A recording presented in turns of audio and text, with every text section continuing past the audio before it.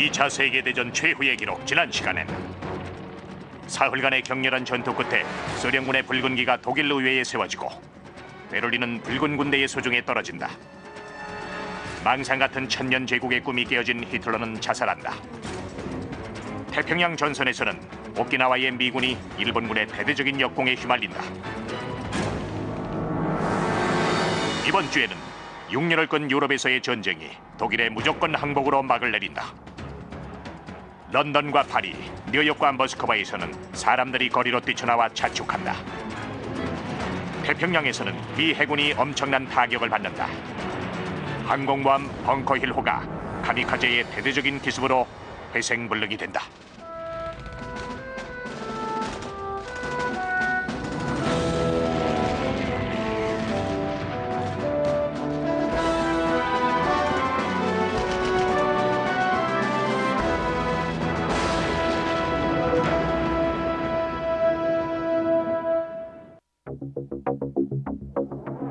(5월 6일) 독일.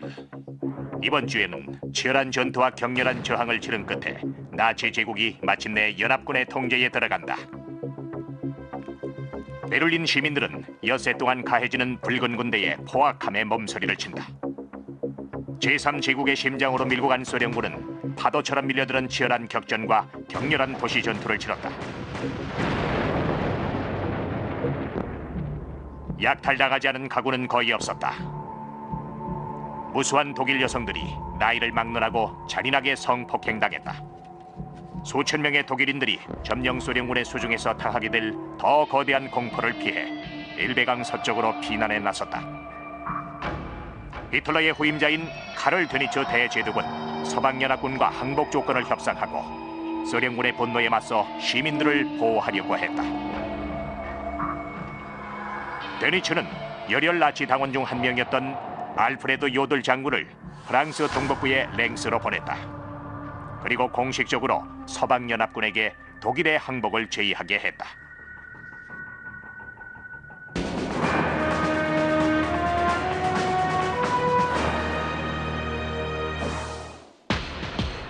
알프레드 요들 장군은 1939년 9월 빌헬름 카이텔 원수의 작전 참모장으로 임명된 이후 히틀러의 측근 고문이 됐다. 카이텔은 주로 정치 문제를 다뤘기 때문에 사실상 동부 전선을 제외한 모든 지역의 독일군 최고 사령관은 요들이었다. 그는 매일 히틀러와 회의를 하면서 전쟁에서 이길 전략을 짜내 총통을 감동시키고 싶어 했다. 1942년에도 그의 충성심은 확고했다. 전쟁이 격화되면서 그는 점점 늘어가는 히틀러의 비이성적 지시들을 최선을 다해 이행했다. 요들은 1944년 히틀러의 암살이 시행돼 폭탄이 터졌을 때 거의 죽을 뻔했다. 그러나 그는 제3제국의 상층부로 다시 복귀해 독일이 항복할 때까지 제국을 이끌었다. 전후 요들은 체포돼 뉘른베르크 법정에서 전쟁협약 위반인 포로의 처형을 제거한 죄목으로 기소됐다. 그리고 1946년 교수형당했다. 5월 6일 랭스 오후 5시 30분 요들과 그의 조력자는 2명의 영국군을 따라 유럽연합군 최고사령관 드와이트 아이젠하워 장군이 전진본부로 사용하고 있는 옛 학교 건물로 들어섰다.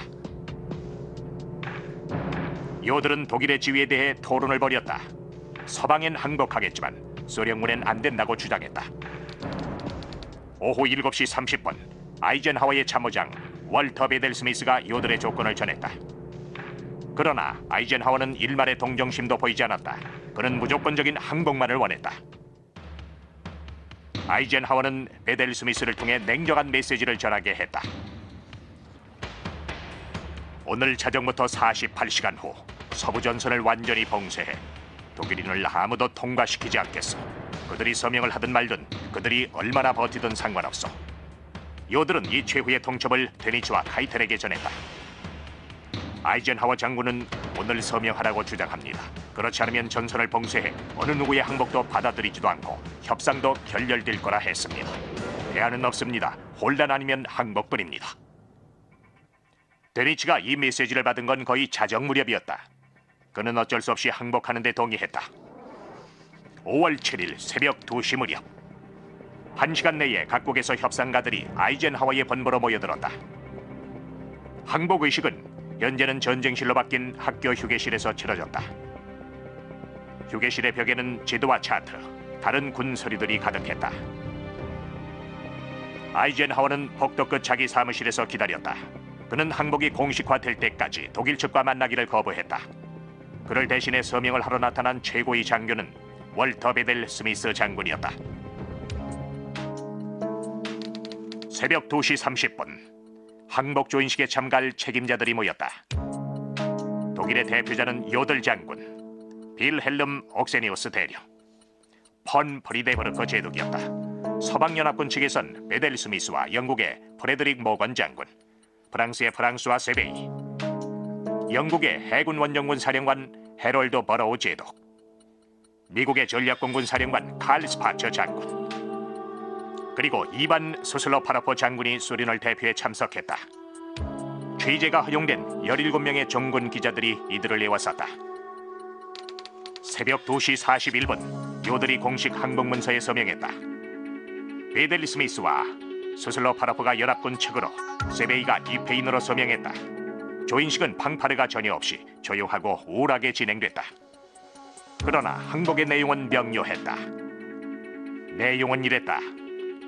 우리 기명자들은 독일 최고 사령부의 권한을 위임받아 이 문서에 의해 현재 독일의 지휘하에 있는 지상과 바다와 하늘의 모든 부대가 미영 최고 사령부, 연합원정군, 그리고 동시에 소련 최고 사령부에게 무조건 항복하는 바이다. 항복은 중부 유럽 시간으로 다음 날 밤 11시 01분부터 효력을 발휘키로 했다. 체념하고 낙담한 요들은 일어서서 전쟁 기간 중 양측이 겪었던 고통을 인정하는 짧은 연설을 했다. 그리고 승자의 아량을 선처하며 연설을 끝맺었다. 그리고 이 서명으로 이제 좋든 싫든 독일 국민과 독일군의 운명은 승자의 손에 넘겨졌습니다 라고 말했다. 베델 스미스는 말없이 요들을 바라봤다. 복도 끝에서 애타게 기다리고 있던 아이젠하워에게 항복이 조인됐다는 소식이 전해졌다. 사진 촬영을 위해 참모들이 그의 사무실로 갔다. 항복문서 서명에 사용됐던 순금과 도금의 2개의 펜으로 그는 승리를 상징하는 V자를 만들었다. 그리고 나서 미국과 영국의 참모들에게 연설했다.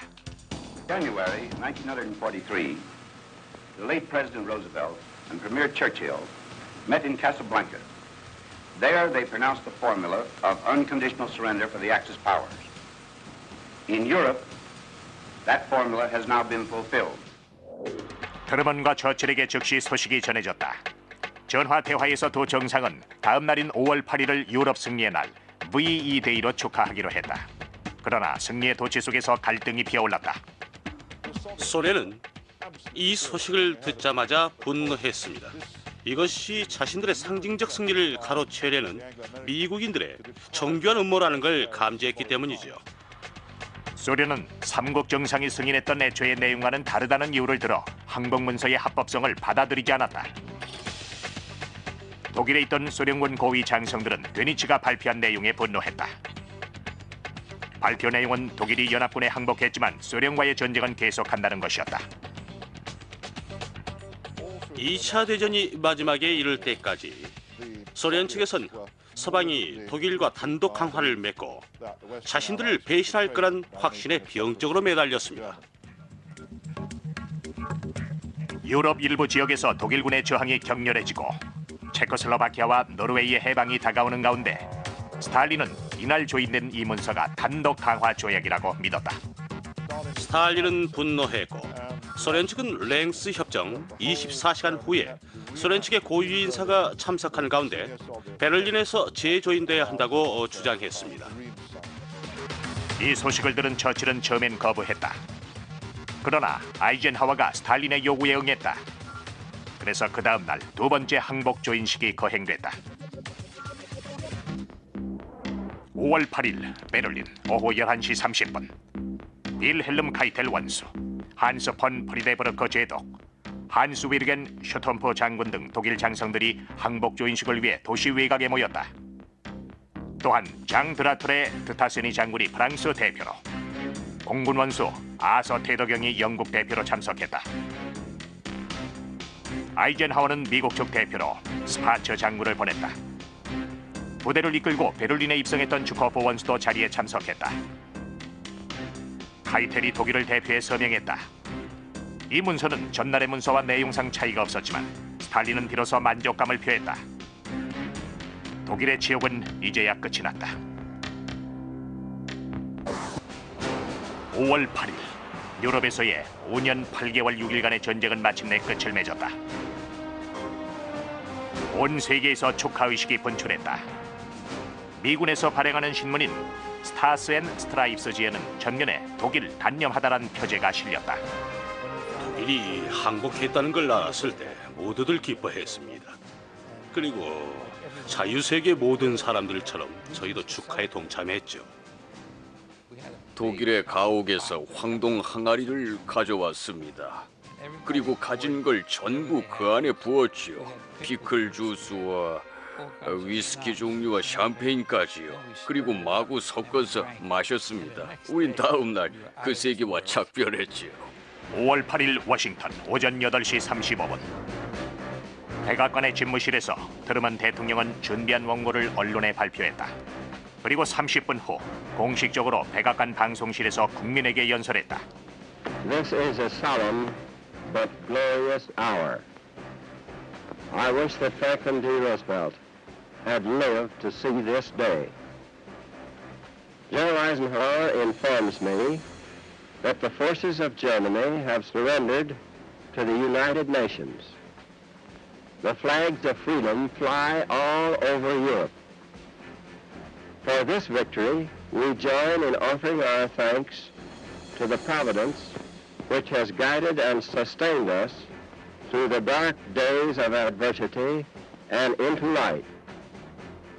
이날 60일의 생일을 맞은 트루먼은 미 국민들에게 전하는 마지막 당부의 말로 연설을 끝맺었다. Much remains to be done. The victory won in the West must now be won in the East. The whole world must be cleansed of the evil from which half the world has been free. 트루먼의 연설은 미국 전역으로 퍼져나갔고 맨하튼은 축하 인파로 임산인해를 이뤘다. 5월 8일 뉴욕시 수천 명이 거리로 쏟아져 나왔다. 즉석에서 만들어진 색종이와 줄테이프 고층 건물에서 소나기처럼 쏟아졌다. 도시의 교통은 완전히 마비가 됐다. 런던 오후 3시 같은 날, 쏟아져 나오는 인파 속에 윈스턴 처칠 역시 유럽에서의 전쟁이 끝났음을 알렸다. Grand Admiral Dönitz, the designated head of the German state, signed the act of unconditional surrender of all German land, sea, and air forces in Europe to the Allied expeditionary forces and simultaneously to the Soviet High Command. Hostilities will end officially at 1 minute after midnight tonight, Tuesday, the 8th of May. Today is Victory in Europe Day. Tomorrow will also be Victory in Europe Day. Advance Britannia. Long live the cause of freedom. God save the King. 투광 조명과 화텄불이 런던의 밤하늘을 밝혔다. 그러나 처칠은 비록 유럽에서 전쟁의 구름은 거쳤지만 태평양에서의 전투는 아직 승리하지 않았음을 하원에 상기시켰다. Japan, with all her treachery and greed, remains unsubdued. The injuries she has inflicted upon Great Britain, the United States and other countries, and her detestable cruelties call for justice and retribution. We must now devote all our strength and resources to the completion of our tasks, both at home and abroad. 바로 이날 파리에서도 시민들이 거리로 나와 축하의 물결을 이뤘다.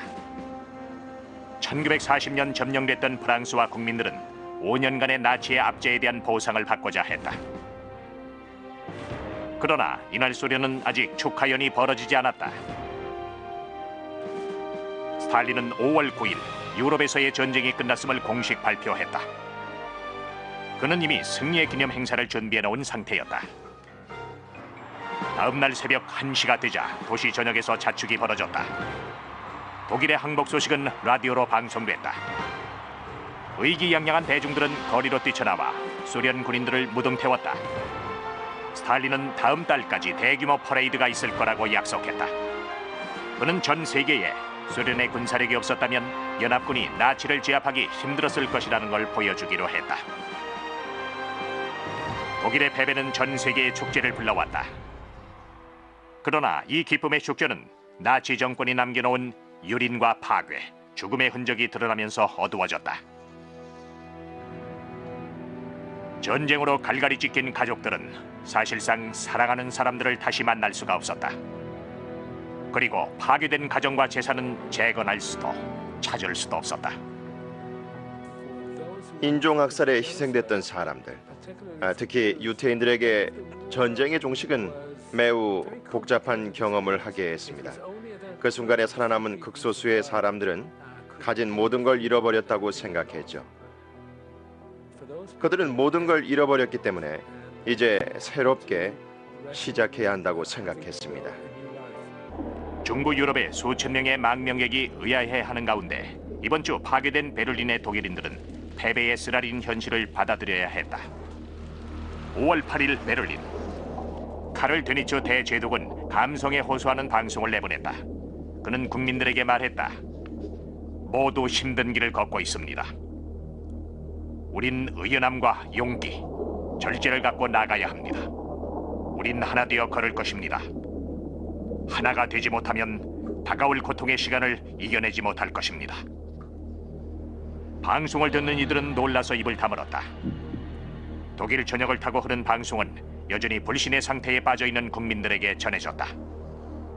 한때 세계에서 가장 우수한 산업 사회였던 이 땅은 말 그대로 와르르 무너졌습니다. 대중교통도 붕괴됐죠. 그들은 춥고 배고프고 절망에 빠졌습니다. BBC 종군 기자 윈퍼더 본 토마스는 영국군 장교가 독일의 항복을 전한 연합군 점령 마을의 상황에 대해 이렇게 묘사했다. This is the day in Germany. And here in the old town of Lüneburg, we're standing in the main square where the Germans have assembled. They've been told to assemble by loudspeaker to listen to an important announcement. And now they stand before the old town hall in a docile crowd. People of Lüneburg, the Nazi government and the German Wehrmacht has surrendered unconditionally to the Allied Expeditionary Forces. 비참한 항복 소식이 독일 전역으로 퍼져나갔습니다. 마치 좀비처럼 꿈속을 걷는 듯한 사람들에게 전쟁이 끝났다는 얘기를 해주면 그들은 불현듯 깨어났어요. 독일이 붕괴됐다고 생각하지 않았었죠. To misery and famine by Germany.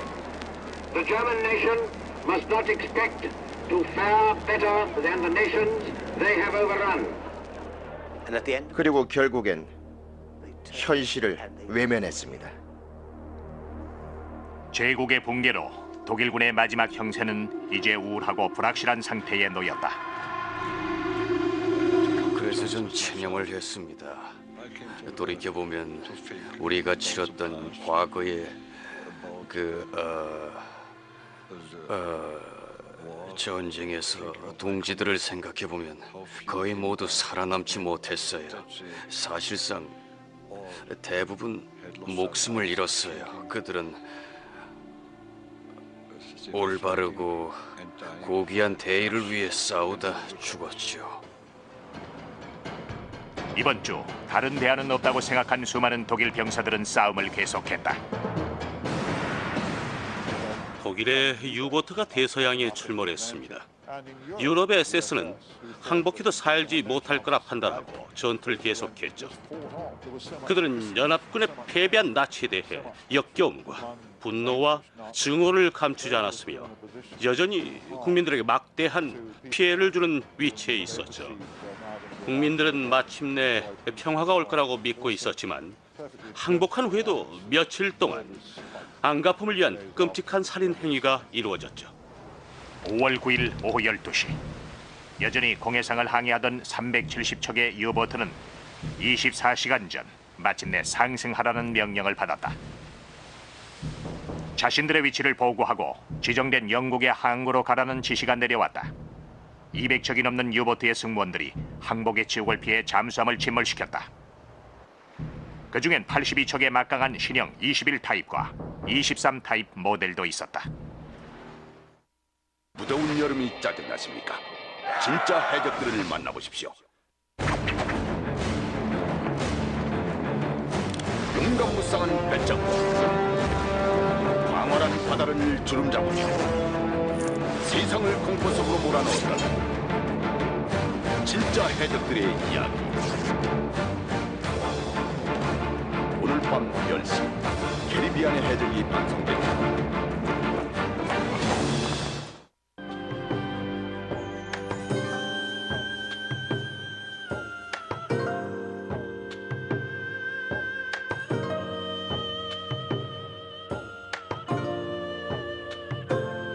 화려한 기모노와 독특한 화장, 완벽에 가까운 춤과 노래, 악기 연주로 살아있는 전통으로 불리는 게이샤.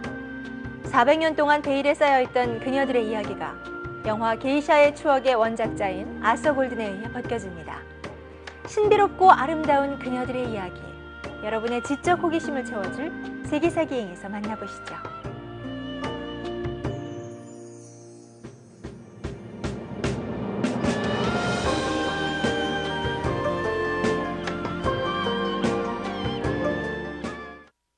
휴대용 거리 측정기 골프버디, 미국 골프협회 공식 경기 사용 가능. 골프 문화 혁명이 시작됐다. 100m 안쪽에서 숏게임을 할 때 실수를 줄이려면 정확한 거리 정보를 알아야겠더라고요. 골프의 위치에 따라 자동으로 코스와 홀의 정보를 보여주는 골프버디는 다양한 공략 대상에 대한 거리 정보로부터 정확한 샷을 도와드립니다. 골프버디가 여러분의 핸디캡을 줄여드립니다. 휴대용 거리 측정기 골프버디 080-223-8989.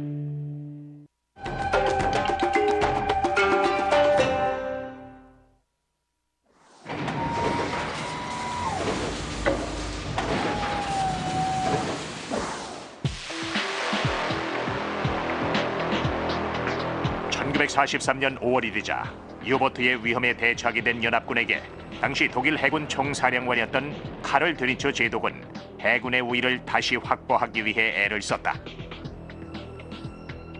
1945년 4월이 되자 독일의 공학자들과 해군 건축가들은 기존의 잠수함을 능가하는 두 척의 잠수함을 개발했다.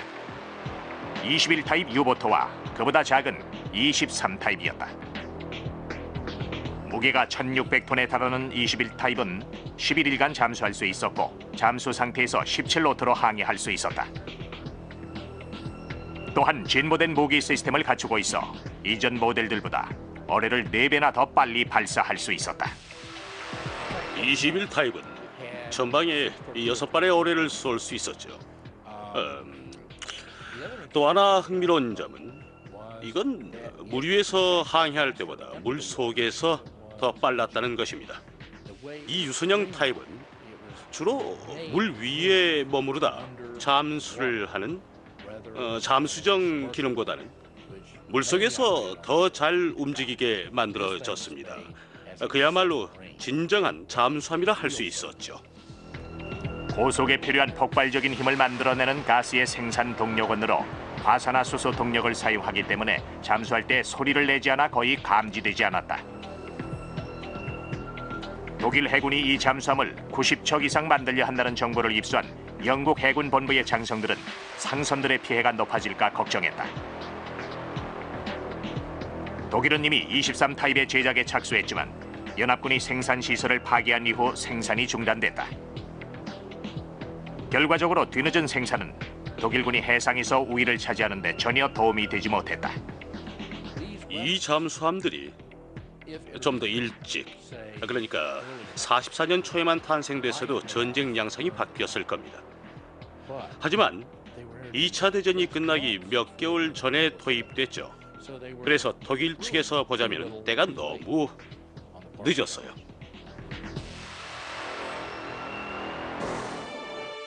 (5월 8일) 독일군은 발트해 버른홀름의 덴마크 섬에서 항복했다.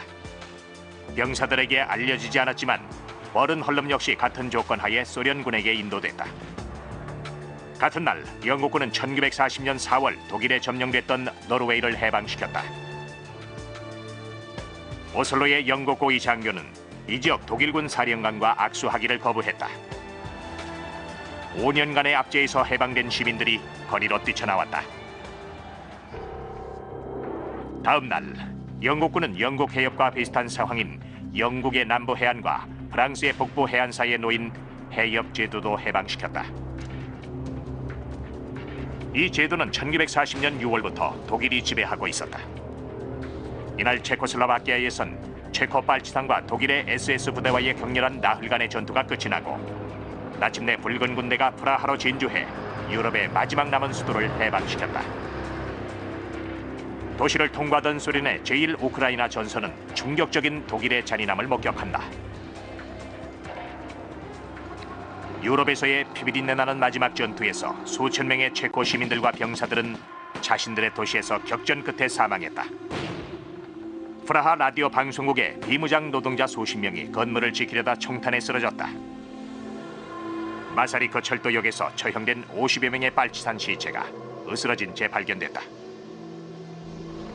공식 항복 소식이 프라하에 전해지자 독일군은 평화롭게 총을 내려놓고 정복자 붉은 군대가 자비롭게 대해주기만을 희망했다.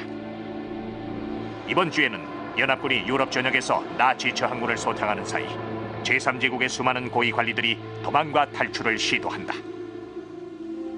유럽에서 패배한 이후 수많은 나치 관리들은 거짓 신분으로 위장하거나 독일 주변에서 이동하는 수많은 무고한 사람들 속으로 사라져 몸을 숨겼습니다. 그러나 연합군에게 신분이 들켜 체포되고 말았죠. 5월 9일 오스트리아 독일 공군의 전 총사령관이었던 헤르만 괴링이 피슈호른 마을에서 미 7군에 의해 체포됐다. 그는 전쟁 말기에 독일 남부로 갔죠. 다음 정부의 계승자로 히틀러가 자격을 인정한 걸로 알려졌어요. 괴링은 아이젠하워와 협상 테이블에 앉을 줄 알았지만 그 대신 감옥에 보내져 수많은 비인도적인 전쟁 범죄로 기소됐다.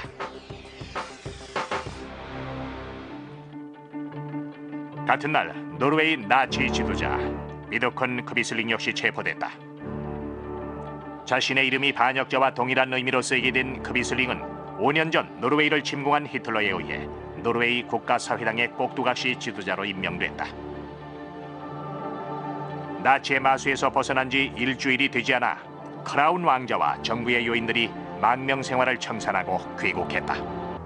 이번 주 저항이 잦아들고 유럽의 정부들이 재건되자 미군은 유럽에서 300만 명 이상의 군인들을 철군하기 시작한다. 5월 10일 유럽의 미군은 공식 발표를 들었다. 선별적으로 귀양시켜주기로 했습니다. 여기엔 몇 가지 선별 기준이 있었어요. 아마도 나이와 군 복무 경력 그리고 전투 경험이었을 겁니다. 이 모든 요인을 계산해서 높은 점수가 나오는 사람들을 먼저 귀양시키기로 했습니다. 그러나 수많은 유럽 주둔군들의 다음 목적지는 고향이 아니었다. 우리가 듣고 우리 부대가 듣고 전 대대가 다 들었어요. 우리의 군장을 다시 꾸리게 해서 이탈리아에서 철수해 배에 태울 거라고 했죠. 필리핀에서 일본 상륙을 위한 훈련을 받을 거라고 했어요. 태평양에서의 전쟁이 격화되자 미군은 일본 본토의 상륙 작전을 위해 수천 명을 재배치하기로 했다. 나치와 격렬하게 싸웠던 사병들에게 철수 계획은 다시 8,000km 밖에 떨어진 새 적을 만난다는 뜻이었다. 그래서 보트에 루머가 돌았습니다. 목적지는 태평양이라고요. 그래서 혼란이 일었습니다. 저도 그렇고 다들 집으로 가는 줄 알았으니까요. 여전히 지구 반대편에선 끔찍한 사상자가 발생하고 있었죠. 독일의 항복 소식이 태평양의 미군에 전해졌다. 5월 8일 오키나와 오후 12시 섬의 지상군들은 격렬한 전투를 벌였지만 독일의 항복 소식에 전혀 영향을 받지 않았다. 우린 포구와 진흙 속을 행군했어요. 그런데 누군가가 말을 전해주는 것이었습니다. 독일이 항복해 유럽은 전쟁이 끝났다고요. 저를 포함한 우리 대부분의 반응은 이랬습니다. 그래서 우린 지금 전선으로 돌아가야 돼. 그건 우리와는 상관이 없어. 전혀. 일본 본토로 들어가는 마지막 관문인 오키나와에서의 치열한 전투는 4월 1일부터 격해져 미군의 큰 희생을 불러왔다. 24시간 전 해병 1사단의 프랜시스 펜턴 대령은 상대 저격수에 의해 쓰러진 아들 마이클 펜던 일병의 시신 옆에 무릎을 꿇었다. 오키나와의 이 장면은 조국을 위해 싸운 수천 명의 군인들의 희생을 잘 보여주었다. 펜턴 대령은 나중에 전사한 다른 해병들은 아버지가 곁에서 기도를 해주었던 자기 아들 같은 행운은 없었다고 말했다.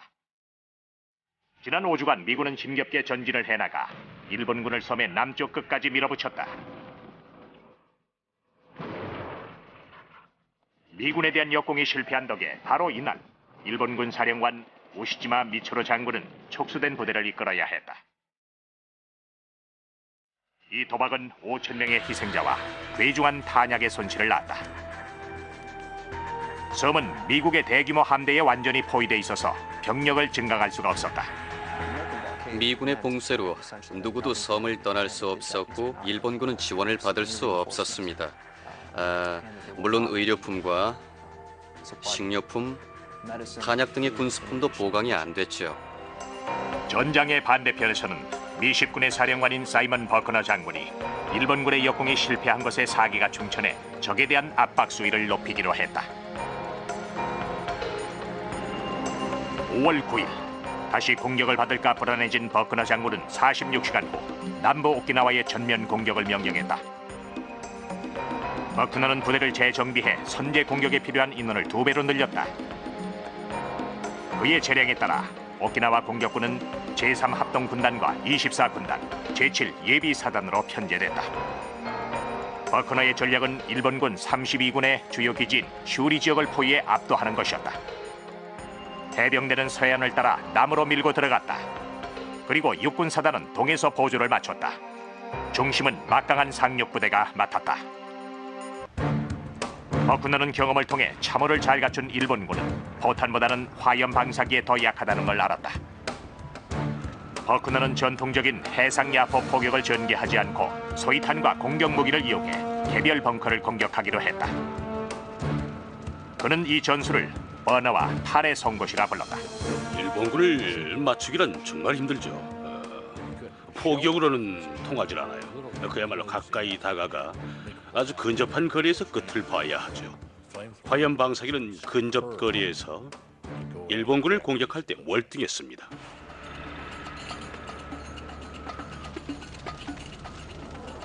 (5월 11일) 버크너의 공격이 시작됐다. 그러나 놀랍게도 우시지마는 접근을 내버려뒀다. 일본군은 전투를 피하지 않았다. 미군은 섬의 거의 전 지역에서 목숨을 보존하기 위해 싸워야 했다. 접근전이 벌어졌을 때 미군 병사들이 가장 의지했던 건 바로 M1 소총이었다.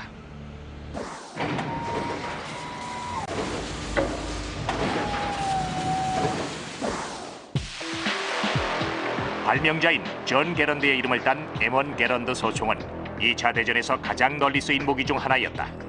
이 소총은 그 사용자들에게 가장 중요한 무기였다. 언제나 소총을 잘 정비해 두었습니다. 이 소총이 없으면 내 목숨도 없으니까요.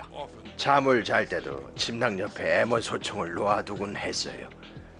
밤새 이 M1을 껴안고 자는 거죠. M1은 최초의 반자동 소총으로 세계 모든 군대에서 표준으로 사용됐다. 이전의 군용 소총보다 반동이 적어 최소한의 훈련을 받고서도 약 450m 거리의 표적을 정확히 맞출 수 있어 널리 이용됐다. 길이 109cm, 무게 약 4.5kg의 M1은 장기 행군 시 병사들의 어깨에 메고 목표 지점까지 쉽게 이동이 가능했다. 8발들이 탄창을 사용하는데 전부 쏘고 나면 자동으로 배출이 됐다. 사실상 탄창이란 용어는 M1에 장착하는 탄약 뭉치를 설명하기 위해 만들어졌다. 야전에서의 높은 의존성으로 인해 M1은 사병들 최고의 친구라 불렸다.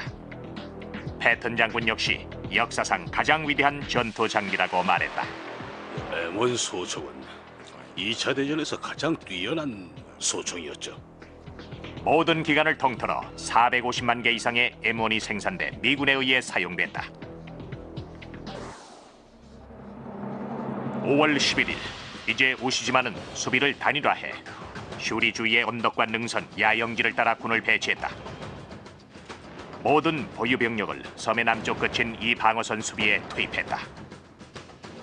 머지나 공격이 시작돼 치열한 전투를 계속해서 치르게 된다. 가장 격렬한 저항은 수도인 나하가 내려다 보이는 서쪽의 슈가로프 언덕에서 펼쳐진다. 우시지마 장군과 그의 부대는 일본군 최후의 방어 거점을 지키기 위해 목숨을 걸고 전투에 임했다. Those Japs must really be dug in. They really are. You can't see them, but they make you jump around a bit. Guess you were doing some jumping around a while ago too when those mortars you were throwing over here came up. 슈가로프 언덕 전투는 버크너 장군이 생각했던 것보다 격렬하고 잔인해진다. 그의 참모는 이렇게 말했다. 정상에 오를 유일한 방법은 우리가 일본군처럼 공격하는 것입니다. 5월 12일 해병 육사단 이하의 제22 해병대와 29 해병대가 슈가로프 언덕에 대한 공격을 준비했다. 슈가로프 언덕은 슈리 방어선 서쪽 끝에 있습니다. 경사가 대단히 가팔라 오르기가 힘들어요. 적군이 우리를 꼭 쏘지 않더라도 일본군은 요새화되어 있었고 중무장 상태였죠. 그래서 올라갈수록 미군의 피해가 커졌습니다. May 12, 1945, the third day of the push of the 6th Marine Division. The Marines of the 1st Battalion, 22nd Marines, have crossed the ridge, and there's some heavy fighting going on, and we tried to get our jeep up that way, but it was a bit impossible. 전투는 육체와 정신을 피폐하게 만들었다. 폭우 역시 큰 도전이었다. 이 지역은 진창으로 바뀌어 진군 속도를 더디게 했다. 이들은 최악의 기후 조건과 싸우며 힘들게 한 발 한 발 나갔다. 비가 내리면 그들은 진흙더미와 싸워야 했습니다. 참호를 파는 즉시 물이 들어왔죠. 계속 미끄러지기 때문에 올라갈 수가 없었어요. 바퀴 달린 차량은 꼼짝을 할 수가 없으니까 보급품 지원이 어려웠습니다. 비가 안 내린 날이 없었어요. 그래서 오히려 비가 생각이 안 납니다. 비가 기억이 안 나지만 그친 적이 없었죠. 참호를 파는 일이 중단되곤 원했어요. 계속 그랬죠. 폐렴에 걸린 이가 속출했어요. 오키나와 전투를 벌이는 동안에 미군 병사들은 최악의 기후 조건 때문에 엄청난 스트레스를 받았습니다. 그러나 그러한 폭우도 일본군을 방해하진 못했다. 식물들이 언덕에서 거꾸로 나 있었기 때문에 그들의 위치는 아주 유리했다. 미군은 전진하는 동안 분노의 소총 공격을 받았다. 어무를 위해 미군은 105mm 곡사 자주포와 수류 양용 장갑차로 반격을 가했다. 이 임무는 곧 대학살장으로 변했다. 정상에 오르는 건 쉽지 않다는 게 입증됐다. 죽음의 반자의 공격을 시도한 일본의 전사들은 적에게 직접 타격을 가했다. 이런 광기와 혼란의 모습은 해병대들이 처음 겪어보는 것이었다. 물론 전투 내내 엄청난 물리적 부상뿐 아니라 감성적 피해와 심리적 피해도 엄청났습니다. 급습하는 원초적 공포 속에서 미군 병사들은 살아남기 위해 애를 썼다. 얼마나 버틸지 알 수 없었죠. 얼마나 갈지 몰랐어요. 우린 오직 버틸 뿐이었습니다. 어디도 갈 수 없었죠. 나가는 유일한 길은 죽거나 다치는 거였죠. 예, 그것만이 유일한 길이었습니다. 많은 이들이 망가져서 나갔습니다. 전쟁 신경증과 전투 피로증에 시달렸죠.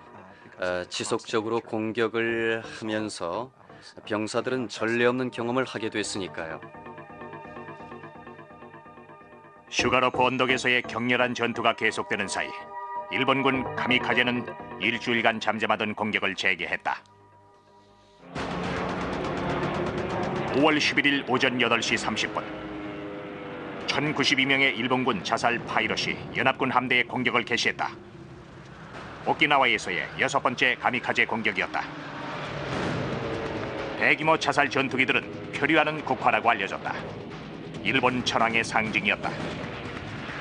오전 10시를 넘긴 시각, 두 대의 카미카제 비행기가 레이더를 뚫고 항공모함 USS 벙커 1호의 B라인을 강타했다. 야간과 오전의 편안한 시간대에 맞았어요. 아침 약 10시 15분경이 되면 함포 부서의 3분의 1이 내려가서 청소하고 세수하고 빨래하고 다시 돌아와 근무합니다. 그런데 10시 5분에 카미카제가 날아왔어요. 이 비행기가 벙커 힐호의 나무가판 위에 220kg의 폭탄을 떨어뜨리자 귀를 찢을 듯한 폭발이 일었다. 비행기의 기체도 벽에 충돌하기 전 가판에 미끄러지면서 정렬된 비행기들을 쓸고 갔다. 투하된 폭탄이 경납 가판에서 그 아래 진열 가판까지 부수면서 많은 파일럿이 사망했어요. 그리고 이 비행기도 추락하면서 엄청난 가솔린의 불길을 일으켰지요. 벙커 1호의 수병들은 즉시 전투 위치로 이동해 피해를 줄이고 다른 비행기를 보호하려 애를 썼다. 두 번째 비행기가 가판을 꿰뚫었다. 화염이 치솟으며 상부구조 전체로 번졌다. 수병 353명이 사망하고 43명이 실종됐으며 264명이 부상당했다. 미 해군 기동군 사령관인 나크미처 제독은 벙커힐의 남은 인원을 한 달 전 카미카제의 공격으로 심각한 피해를 입었던 USS 엔터프라이즈호로 옮겼다. 전쟁이 시간을 끌수록 사상자는 늘어만 갔다. 그러나 이번 주에 세계 반대편에서 과학자들이 비밀리에 작업 중인 상상을 초월한 무기가 제작되고 있었다. 5월 10일 뉴멕시코 로스알라모스 오전 9시 제이 로버트 오펜하이어 박사의 사무실에서 두 번째 표적위원회가 열렸다. 그들은 기술적인 문제들에 대해 논의했다. 그 내용은 원자탄을 떨어뜨릴 이상적인 높이와 기후 조건 그리고 방사능의 영향, 공중지원 작전과 다른 병참술 등이었다. 위원회는 또한 표적의 목록을 좁혔다. 목록엔 일본의 주요 산업도시 4군데만 포함돼 있었다. 교토, 히로시마, 요코하마, 포쿠라였다. 세계는 핵전쟁의 발발에 서서히 다가가고 있었다.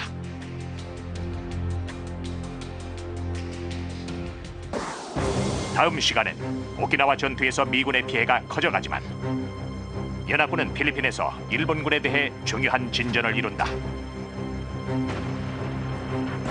유럽에서 재건이 시작되는 가운데 붉은 군대는 독일의 수도에서 약탈을 지속한다. 소련군은 할 수 있는 모든 걸 했습니다. 실제로 여성을 성폭행하는 건 확실한 보복이죠. 미국에서는 일본과 독일이 손잡고 폭탄을 만들려 한 충격적인 증거가 뉴햄프셔 해안에서 소멸된다.